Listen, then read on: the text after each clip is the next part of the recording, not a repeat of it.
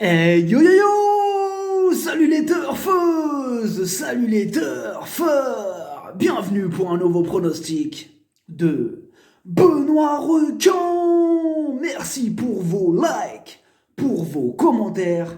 N'hésitez pas à vous abonner pour recevoir tous mes pronostics tous les jours. Ok, place au pronostic du Quintet du samedi 16 novembre. Direction Auteuil pour le prix François de Ganay.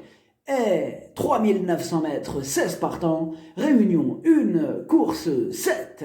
Le proverbe du jour, il ne faut pas mettre tous ses œufs dans le même panier. Ok, on commence avec le numéro 1, Celtior. Il reste sur une victoire, la forme est là, il va dans tous les terrains, et même en portant le plus gros poids, il va encore défendre chèrement ses chances. Énorme, oui! Le numéro 2, Eragon. Il vient d'être arrêté lors de sa course de rentrée et le terrain lourd n'est pas sa tasse de thé. Il va sûrement accuser des progrès, mais on a quand même quelques doutes. Le numéro 3, Spider-Man. Il adore le terrain lourd et sa rentrée est bonne. C'est loin d'être un interdit, il intéressera les amateurs de champs réduits. Le numéro 4, Boonwell. C'est sa deuxième course de rentrée et il semble encore à court de conditions. Je choisis de l'écarter. Le numéro 5, Great Parade. Pour lui aussi c'est une rentrée, pas revue depuis le mois de juillet. Il aura sûrement besoin de plusieurs parcours dans les jambes avant d'atteindre la bonne carburation. Le numéro 6, Take Two. Il a déjà gagné en terrain lourd, il sera muni d'œillères australiennes et il a déjà fait ses preuves à ce niveau de compétition. Mieux vaut ne pas le condamner trop vite sur sa récente chute car il y a de la revanche dans l'air. Le numéro 7, Pinson Dureux. Il est plus à son affaire en steeplechase, mais il est suffisamment entraîné pour espérer accrocher une place samedi, méfiance. Le numéro 8, Sam Park.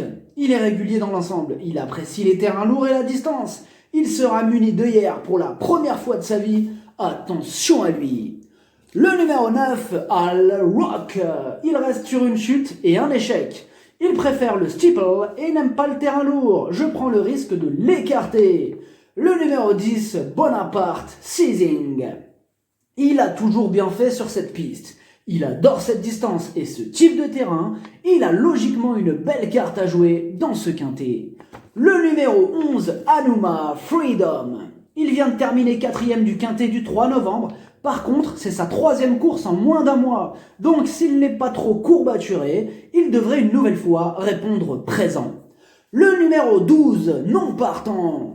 Le numéro 13, Petit Turf, il est dans une forme olympique. Il reste sur 3 victoires consécutives. Certes, c'était au niveau réclamé, et cette fois-ci, il monte de catégorie. Mais comme il est en grande forme, mieux vaut ne pas le sous-estimer. Le numéro 14, Credo des Obos. Il est courageux, il donne toujours son maximum en course. Le terrain lourd n'est pas un problème pour lui. Encore une fois, il fera de son mieux pour obtenir le meilleur classement. Le numéro 15, Éclair du Mafray. En 8 courses, 6 fois à l'arrivée. Il n'a plus à faire ses preuves dans cette catégorie. Sa dernière sortie est bonne. Il apprécie la piste d'Auteuil ainsi que le terrain lourd. Rien ne s'oppose à une confirmation. Le numéro 16, Sukai. La régularité ne fait pas partie de ses qualités, mais elle va tenter de profiter de son petit poids pour jouer le rôle de la casseuse de tickets.